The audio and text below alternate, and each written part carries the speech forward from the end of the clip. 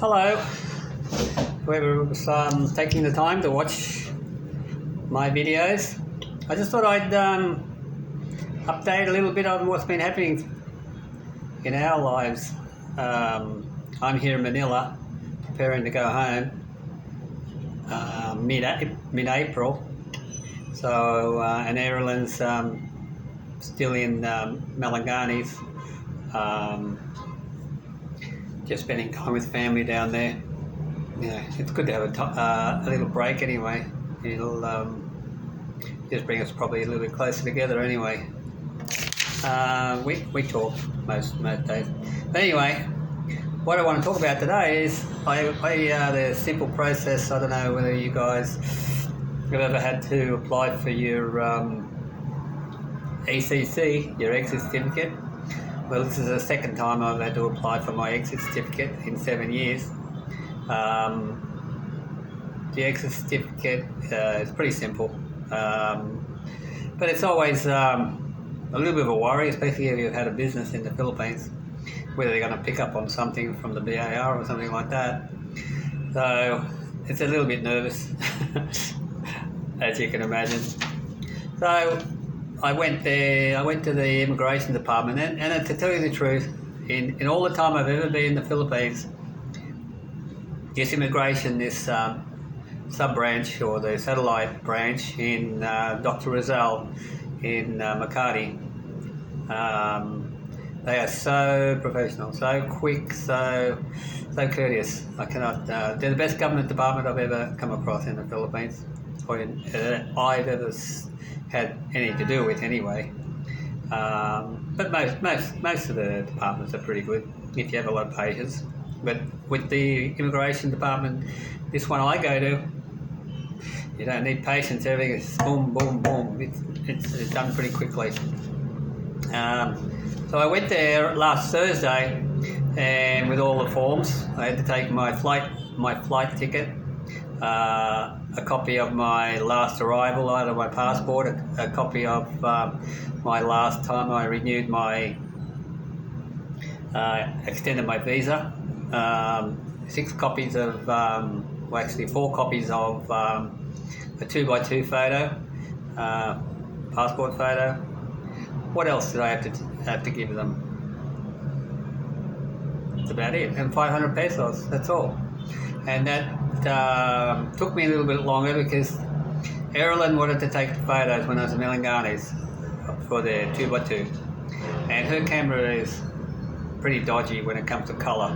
And actually, I look really like I'd spent the last 2 years on the Caribbean. I was that black, and I think the background wasn't quite white. It's sort of a yellowy type of thing, and they knocked that back. So I had to rush out and walk down the road from the immigration and get some more photos done. Anyway, they told me to come back on the Monday, which is yesterday, and I walked in there and I just said I was here for the pickup, and within 5 minutes, or maybe 10 minutes, I was out of there and walking back home. So it's you need that ECC if you've been here in the Philippines for longer than 6 months, and you need to get that at least 3 or 4 days before you fly out. But you can apply for it a month before, just in case there's a problem. I like to do it a month before, so it's good for a month. So if you get it on the 1st, it elapses a month later on the 30th or the 31st or the 30th. 30 days it's good for. So what else has been happening? Eralenes went to get her student license today in Eralenes. It's another town close to Eralenes, and she got that pretty successfully. She told me she passed the theory, and she's got to wait a month now and start driving. before she can apply for a non-pro license, and she has to do 8 hours with a driving school for some reason. You know, I can't understand, if you can drive, why should you do 8 hours? I know in Australia I only did one. I learned to drive through a friend, and then did one class through the driving school and went for my license. So pretty much that's it. Once she completes her 8 hour course driving, must be 8 different hours, obviously. She'll have to go to the LTA then, and they road test you in the car park. Apparently, that's what she said. So there's no hill starts, no traffic. And I said, I can't believe that, but she said that apparently that's how it is. You just have to drive your car. So apparently you need a car. So you can't just go there and hop in one of theirs. You need a car to do your car park test practical. So obviously someone has to drive you there, otherwise you can't be able to drive yourself. So anyway, you don't have a license, right? And something else she's been doing is she found a little stall in Melangani. They've opened up a new food hub, and they have a lot of events there every day or every night, and they also have cockfighting in that complex. So she's been visiting down there every day, and they've been pretty busy. There's not many stalls open at the moment. Apparently there's 12 available, so I actually told her to take 2, so we can get another business happening for her daughter, because you know everybody's not going to want pizza. They're going to want the shawmai and the shawpao and fried chicken and stuff like that, maybe even burgers. Burgers!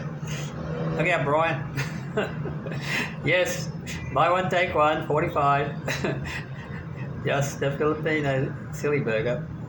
But anyway, yeah, they're only 200 pesos a day, she tells me, and they only operate between 6 and 4 and 10 o'clock at night, or 4 and 6 to 12, only 6 hours apparently, which is pretty good. So you know, we really need to get a car so we can get all our stuff from Manila, because they won't be delivering cheese, they won't be delivering flour and all the other stuff that's cheap here. Veggies are really cheap here at the moment. I actually bought beetroot, which I've never bought in the Philippines because it's been so expensive, but it was only 100 pesos a kilo, which is a tad under $3 a kilo, which is pretty good. And I love my beetroot. Anyway, so that's pretty much what it is. So we're going to be pretty busy organising all that before I go away.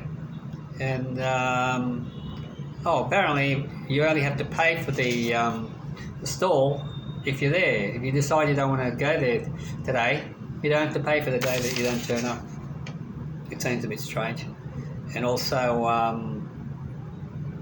what else?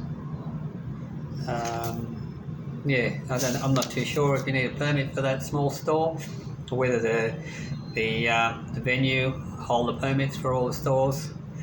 I know some malls in the Philippines you don't need a permit because you just run under their flag, but I'll check that out when I go there. I'm off. I'm actually going down there tomorrow, Tuesday, 7 o'clock, catch the bus, and there's another 13-hour drive down, bus ride down there. So yeah, so I'll check it all out. I asked her to do a video for you guys, and she was a bit nervous, and she reluctantly said yes. But when she sent it to me, we deleted it.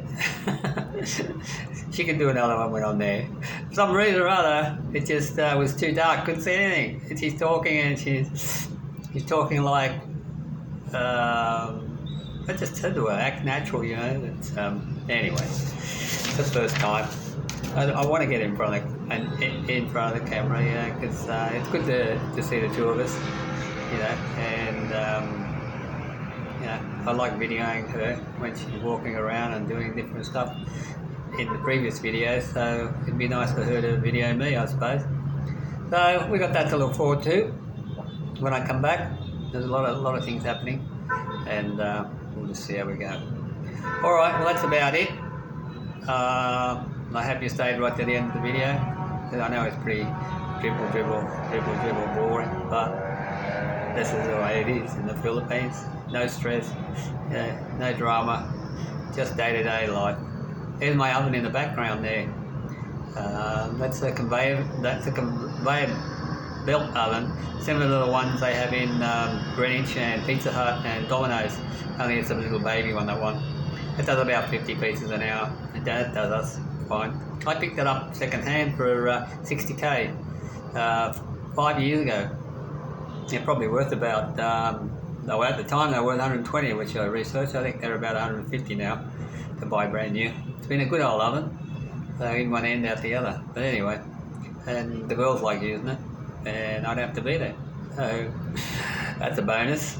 Well, I have to be there all the time. I like being there just to watch them and, you know, help out. All right then. Well, we'll catch you on the next one. Take care, everybody. Bye.